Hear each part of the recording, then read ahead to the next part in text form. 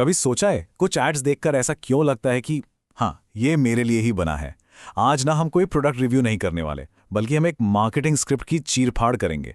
मतलब ये समझने की कोशिश करेंगे कि कैसे शब्दों को इस तरह से बुना जाता है कि वो सीधा हमारे इमोशंस को छू जाए। तो चलिए इस पूरी बनावट को ना परत दर परत खोल कर देखते हैं। तो हमारी पूरी पड़ताल जो है ना, वो इसी एक लाइन से शुरू होती है। देखिए, ये सिर्फ कुछ शब्द नहीं है, ये एक वादा है, एक सपना है जो बेचा जा रहा है।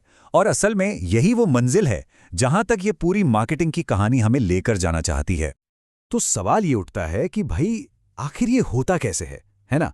तो हम क्या करेंगे, हम इस स्क्रिप्ट को एक ब्लूप्रिंट की तरह देखेंगे और ये समझेंगे कि इसके पीछे कौन सी साइकोलॉजी काम कर रही है जो इसे इतना इतना पावरफुल बना देती है।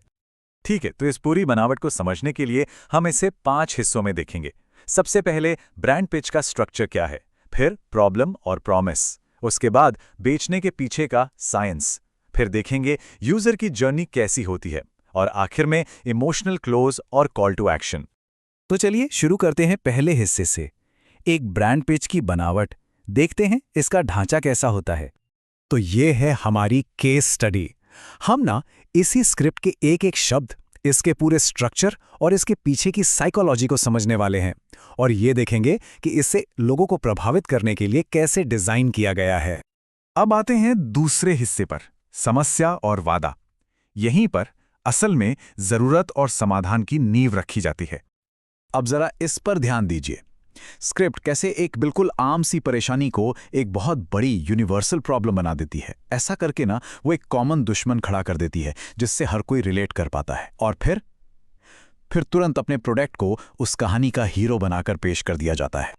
और ये बहुत ही चालाकी से किया जाता है। देखिए, स्क्रिप्ट प्रॉब्लम का कारण बाहरी चीजों को बताती है, जैसे कि पोल्यूशन, धूप, स्ट्रेस। इससे ना दो चीजें होती हैं, एक, प्रॉब्लम बहुत सीरियस रखती है, और दो, सुनने वाले को लगता है कि अरे इसमें मेरी तो कोई गलती नहीं है, और बस इसी वजह से समाधान की जरूरत और भी ज्यादा महसूस होने लगती है।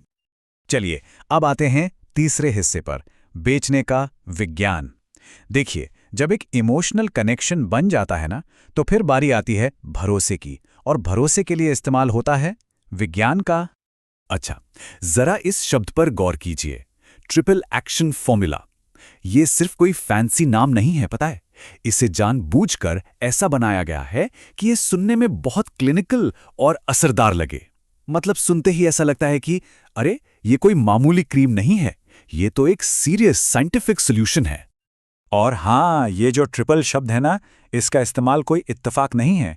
मार्केटिंग में रूल ऑफ 3 या 3 का नियम एक क्लासिक टूल है, क्योंकि पता है 3 चीजें हमारे दिमाग को पूरी, बैलेंस्ड और याद रखने में आसान लगती हैं। अब देखिए स्क्रिप्ट में कैसे ये टेक्निकल नाम इस्तेमाल होते हैं, हाइड्रोक्विनोन, ट्रेटिनोइन वगैरह वगैरह। अब सच तो ये है कि ज्यादातर लोगों को इनका मतलब पता ही नहीं होता, और मजे की बात है, यही तो पॉइंट है। ये साइंटिफिक साउंडिंग शब्द जो है ना, ये अपने आप में एक अथॉरिटी और भरोसे का एहसास दिलाते हैं, भले ही हमें उनका मतलब पता हो या ना हो। ओके, अब है चौथा हिस्सा, यूजर की यात्रा। अब स्क्रिप्ट का फोकस बदलता है। अब वो हमें प्रोडक्ट इस्तेमाल करने के पूरे एक्सपीरियंस पर ले जाती है, ताकि जो वादा किया गया था वो बिल्कुल हकीकत जैसा लगने लगे। जरा देखिए कि इस्तेमाल करने के तरीकों को कितनी चालाकी से एक सिंपल नाइटली रिचुअल, मतलब रोज रात की एक आसान सी आदत की तरह दिखाया गया है। इससे क्या होता है, ये कोई मुश्किल काम नहीं लगता, बल्कि सेल्फ केयर का एक सुकून भरा पल लगता है। और ऐसी आदत को अपनाना किसे अच्छा नहीं लगेगा, है ना? और फिर आती हैं ये वार्निंग्स। ये ना एक बहुत ही स्मार्ट साइकोलॉजिकल मूव है। ये जो सख्त इंस्ट्रक्शंस हैं, ये इसे किसी आम क्रीम से कहीं ज्यादा एक डॉक्टर की बताई हुई असरदार दवाई जैसा फील कराते हैं, और इसी सीरियसनेस से भरोसा पैदा होता है। ये टाइमलाइन, ये बहुत ही जरूरी है। ये सिर्फ उम्मीदों को मैनेज नहीं करती, बल्कि एक पूरी कहानी सुनाती है कि भाई पहले हफ्ते में क्या होगा, कुछ हफ्तों बाद क्या होगा, और लंबे समय में क्या मिलेगा। ये असल में कस्टमर को दिमागी तौर पर उस खूबसूरत भविष्य की एक जर्नी पर ले जाती है। और अब हम आ गए हैं बिल्कुल आखिरी हिस्से पर, इमोशनल क्लोज। ये वो जगह है जहां लॉजिक पीछे रह जाता है और डील सीधा दिल से पक्की की जाती है। यहां पर ना एक बहुत बड़ा शिफ्ट आता है। अब बात प्रोडक्ट क्या करता है उससे हटकर वो कैसा महसूस कराता है इस पर चली जाती है।